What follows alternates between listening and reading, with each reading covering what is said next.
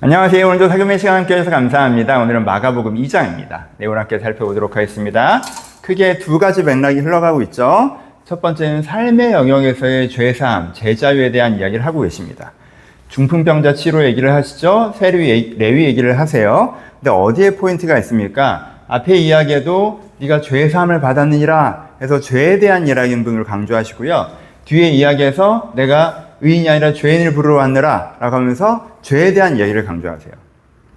죄에 대한 이야기를 강조하시면서 어떤 상태에 있는 것이 죄에 묶여있는 상태이고 어떤 상태에 있는 것이 죄에서 자유해진 상태라는 것을 또 강조하십니까? 내가 살아야 될 삶을 살아내지 못하고 내가 엉뚱한 삶의 자리에 앉아있는 그 죄에 묶인 상태를 얘기하시고요. 이젠 내가 살아야 될 삶을 살아낼 능력이 있고 그리고 내 삶의 자리에 앉아있는 그 상태를 죄자유의 상태로 얘기하시죠. 그러니까 삶의 영역에서의 죄자유를 얘기하시는데요.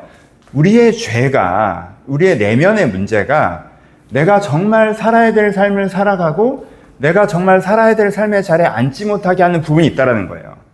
내가 내면의 죄에 묶여있는 부분 때문에 그 부분 때문에 내 삶의 자리는 저긴데 내가 여기 앉아있고 내가 사실 저렇게 힘있게 살 수 있는데 이렇게 힘없이 겨우겨우 막 내 삶을 제대로 살아지 못하는 상태에 있을 수가 있다는 거죠.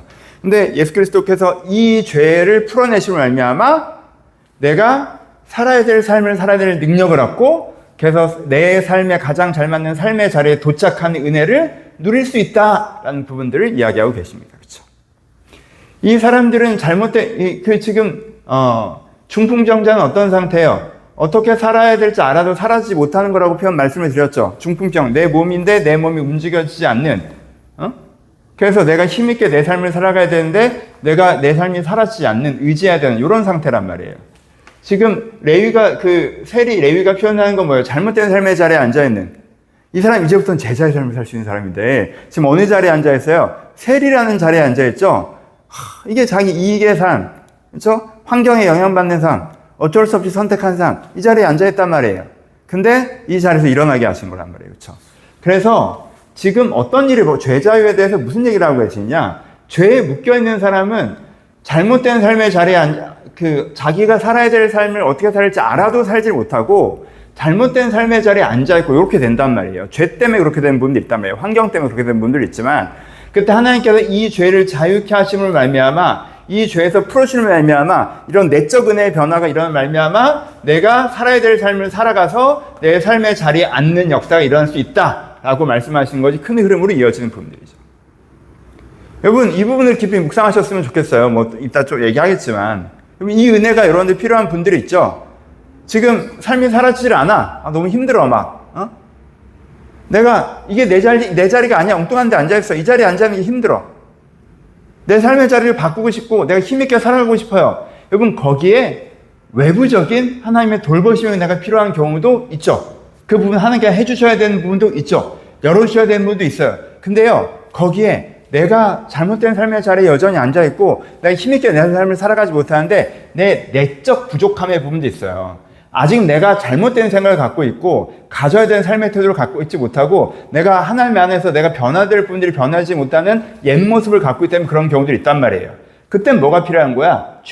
내 죄에서 자유해짐을 말미암아 내 내면의 죄, 내 내면의 회복됨을 말미암아 내 삶의 영역이 열어지는 역사가 일어난단 말이에요. 그렇죠? 여러분 지금 레위가 내면의 변화가 없었으면 떨치고 일어날 수 있었을까요? 그렇죠? 하나님께서 이 중풍병자에게 먼저 죄사함의 은혜를 주시고 그 다음에 일어나서 걷는 은혜를 주시는 메시지는 그 안에 내적 변화에 대한 구원을 먼저 얘기하신 부분들이죠. 여러분 그래서 이 고민 있으시다면 하나님, 여러분 오해하지 마세요. 지금 네가 엉뚱한 삶에 앉아있는 게 네가 네 삶을 제대로 못 사는 게 네 탓이야 이 얘기를 하자는 게 아니라 지금 책임 소재를 따져 누굴 혼내자는 게 아니라 성장의 관점을 보시자는 거죠. 내가 아직 덜 성장한 부분이 있어서 내가 아직 조금 더 성장하고 변화돼야 돼. 진짜 먼지를 닦아내고 더 밝게 빛나야 되는 내 모습이 있는데 내가 그 성장에 도달하지 못해서 이런 부분이 있다면 하나님께서 그런 영적 자유, 그런 성장을 내가 허락하시는 것을 통해서 내게 새로운 삶의 자리와 새로운 삶을 살아갈 수 있는 능력을 줄 수 있다는 거예요. 그러니까 기대감으로 이걸 한번 생각해 보세요. 하나님 내 내면에 오셔서 내 안에 부족한 생각과 왜곡된 생각과 옛 모습이 남아있는 부분들을 깨트리시고 나를 새롭게 가르치심을 말미암아 내가 내 삶의 자리에 앉을 수 있고 내가 지금 살아야 삶을 능히 걸어갈 수 있는 그 능력을 허락해달라. 우리가 이렇게 했을 때 우리가 이 죄자의 은혜들을 경험할 수가 있겠죠. 그런 부분의 흐름이 흘러가고 있습니다. 그래서 적용으로 같이 얘기를 해버렸지만, 그래서 지금 그것에 필요한 게 뭡니까? 방금 얘기를 해버렸지만 믿음이죠. 믿음. 하나님 정말 주님께서 내 죄를 자유치울 수 있습니다. 주님께서 나를 고칠 수 있습니다. 주님께서 나에게 삶을 살아갈 능력을 줄 수 있습니다. 하나님께서 나에게 새 삶의 자리를 줄 수 있습니다. 어찌됐건 하나님께서 나를 변화시킬 수 있다는 그 믿음이죠. 근데 이 믿음이 여기서 어떻게 표현되는 거예요? 굉장히 역동적으로 표현되죠. 믿음이 행동으로 표현되죠. 그렇죠?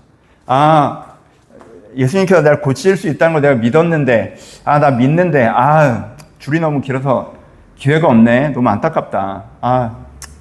줄이 너무 길어. 들어갈 수가 없어. 믿음, 좀 부족하죠.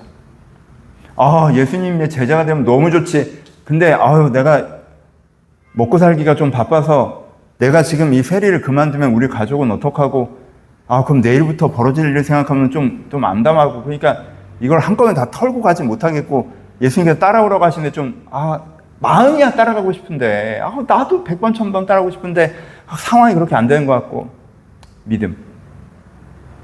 여기서 믿음은 뭐예요? 사람이 너무 많네? 줄이 없네? 지붕 뜯어야겠다. 이게 믿음이에요. 그거 다 생각하면 못 가지. 오케이. 난 일단 따라간다. 그게 믿음이에요.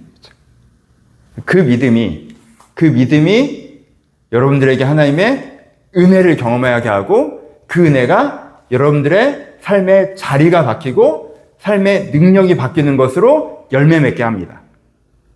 이걸 믿어보세요. 이걸 믿고 한번 붙잡아 보세요. 여러분들에게 구원의 역사가 일어날 것입니다. 두 번째 명이라. 이 은혜 밖에 있는 가짜에 대해서 얘기하죠. 이거 너무 많이 얘기해서 그냥 쭉쭉 짚고 넘어갑시다. 가짜, 바리새인들 뭐예요? 무지하죠. 복음에 대해서 생각이 잘못됐어요. 지식이란 규칙이 신앙인 줄 알아. 그렇죠? 두 번째, 교만하죠. 지식이란 규칙을 알고 지키고 있다고 해서 자기가 의롭고 평가자의 위치라고 착각해요. 세 번째, 근데 사실 열등감이 있죠. 여러분, 바리새인들이 지랄하는 이유는 열등감 때문이에요. 왜? 자기들은 백날 이런 말하면서 허세나 떨었지 자기 안에 은혜 역사, 구원의 역사가 일어나지 않단 말이야. 자기를 통해서 은혜 역사, 구원의 역사가 일어나지 않아요. 근데 예수님을 통해서 은혜 역사가, 구원의 역사가 일어나죠. 그러니까 자기가 가짜인 게 드러나잖아요. 그래서 열등감을 느끼죠. 그래서 공격성을 갖죠. 의로운 자를 어리석은 말로 비난하죠. 그렇죠? 이게 가짜 신앙을 살아가는 사람들 특징. 이것 때문에 예수님께서 어떤 포인트를 얘기하세요? 이들의 왜곡된 공격 때문에 규칙에 대해서 얘기하시는 부분들이 있죠. 이건 우리가 한번 짚고 가야 되는 부분이겠죠. 그렇죠? 규칙에 대한 예수님의 대답은 뭐예요? 규칙은 뭐예요? 은혜의 일을 돕는 것이다. 은혜의 일을 방해하면 안 된다는 거죠. 은혜가 먼저고 규칙은 그 은혜를 돕는 서포터야. 그러니까 은혜 중심을 생각하고 규칙은 돕는 걸로 내가 생각을 해야 돼. 규칙 때문에 은혜가 방해받은 거는 그 규칙이 버려야 되는 규칙인 거야. 쓸데없는 규칙, 옛날 규칙인 거야 라고 얘기하시는 거죠. 그렇죠? 이게 뭐예요? 새술은 세부대야죠. 새술이 먼저예요. 술에 집중해야 돼요. 이 술에 딱 맞는 부대는 뭔가 요렇게 가야 된단 말이에요. 그렇죠? 이거를 이 술에 딱 맞지 않는 옛날 부대를 갖고 오면은 이 은혜가 오히려 방해된다는 거죠. 안식일이 사람을 위한 것이죠. 사람이 더 하나님 앞에 가까워지게 하려고 안식일을 만든 것이지, 안식이라는 규칙 때문에 사람이 힘들고 어렵고 그러려고 규칙이 만드신 게 아니라는 거예요. 그렇죠? 그러니까 여러분 이걸 잘 생각하셔야 돼요. 여러분, 하나님께서 여러분 인생에 하시는 은혜의 일들이 있습니까? 하나님께서 지금 나에게 이런 말씀을 하고 계시고 저런 말씀을 하고 계시고 그래서 날 이런 방향을 읽고 가세요? 은혜의 일들이 있어요? 그럼 이 은혜의 일을 돕는 규칙이라는 걸 세우셔야 돼요. 이러려면 내가 이렇게 해야겠구나, 저렇게 해야겠구나, 이렇게 마음을 지키고 이렇게 생활을 다잡고 이렇게 방향을 정하고 이렇게 해야겠구나 규칙들을 세워내셔야 돼요. 그래서 이 규칙의 은혜를 지켜나가게 하셔야 돼요. 안 하셔야 되는 것. 이 은혜 전 타이밍에, 이 시기가 있기 전 타이밍에 내가 이거보다 수준이 낮았을 때 혹은 내가 신앙이 약했을 때, 신앙이 없었을 때 내가 만들어 놓은 규칙들, 그땐 도움됐던 규칙들, 근데 그 규칙을 지금 지키자니 내 이 은혜의 흐름에 방해되는 규칙들, 그거 버리세요. 그거 버리십시오. 새술은 세부대. 그 규칙 갖고 오면요, 부대가 터져서 이 포도주 부대도 터지고 또 그걸 지킬 수도 없고 이 은혜도 이렇게 충돌해요. 그렇게 하시는 거 아니에요. 은혜의 흐름들을 세운 다음에 그 흐름에 맞게 규칙들이 있어야 돼요. 그래서 여러분들이 랜덤하게 갖고 있는 막 그냥 사람들이요, 규칙이라는 게 이게 약간, 그렇죠. 오래된 집에 살면 쓸데없는 짐들이 막 어디 처박혀 있고 막 이러잖아요. 그 상태가 된다고. 내가 초, 중, 고, 대, 뭐, 대학, 뭐, 그, 사회 초년생 때, 뭐, 그 다음에 어떻게 살 때 했었던 막연하게 지켰던 삶의 규칙들이요, 내 안에 막 스며 있어요. 그러니까 여러분, 정기적으로 대청소하듯 버리듯 지금 나한테 쓸모없는 규칙들은요, 갖다 버리셔야 돼요. 그리고 그 자리에 오늘 나한테 꼭 필요한 규칙들로 채우셔야 돼요. 세수는 세부대. 사람을 위한 안식. 이걸 세우셔야 여러분 더 깊은 신앙생활을 해나가시는 도움이 된다. 한 부분들도 묵상해 보셨으면 좋겠습니다. 묵상하고 적용하죠. 첫 번째 다 얘기한 거니까 오늘은 이제 말씀하면서 다 했어요. 삶을 주는 은혜를 한번 소망해 보세요. 여러분 이거 너무 좋지 않아요? 삶을 주는 은혜. 내 삶을 지금 주어진 삶을 살아갈 수 있는 힘을 주셔. 그리고 그 힘을 갖고 오늘을 잘 살아가서 내게 주신 삶의 자리에 딱 도착할 수 있어. 내가 세리언데 이제 예수 제자야. 그걸 할 수가 있어. 이런 은혜가 있다고요. 여러분 이 은혜를 소망하세요. 삶을 주신 은혜를 소망하십시오. 근데 삶을 주신 은혜를 소망하시면서 여러분들 가운데 먼저 구해야 되는 건 이것이 환경이 바뀌는 은혜이기도 하지만 동시에 여러분들의 내면이 바뀌는 은혜여야 한다는 거예요. 하나님 내 내면을 새롭게 하셔서 내 삶의 은혜에 걸맞는 사람이 되게 하시고 그걸 통해서 내가 삶을 살아가는 힘을 얻고 내 삶의 자리에 도착하게 하셔서 라는 이 방향성이 필요하십니다. 두 번째, 움직이는 믿음. 여러분, 믿음은요, 왔다가 돌아가고 상황 때문에 앉아있고 하는 게 아니라 내가 올라가서 지붕을 뜯고 내가 일단 다 모르겠고 예수님을 따르고 이게 믿음이에요. 이 움직이는 믿음을 가셔야 돼요.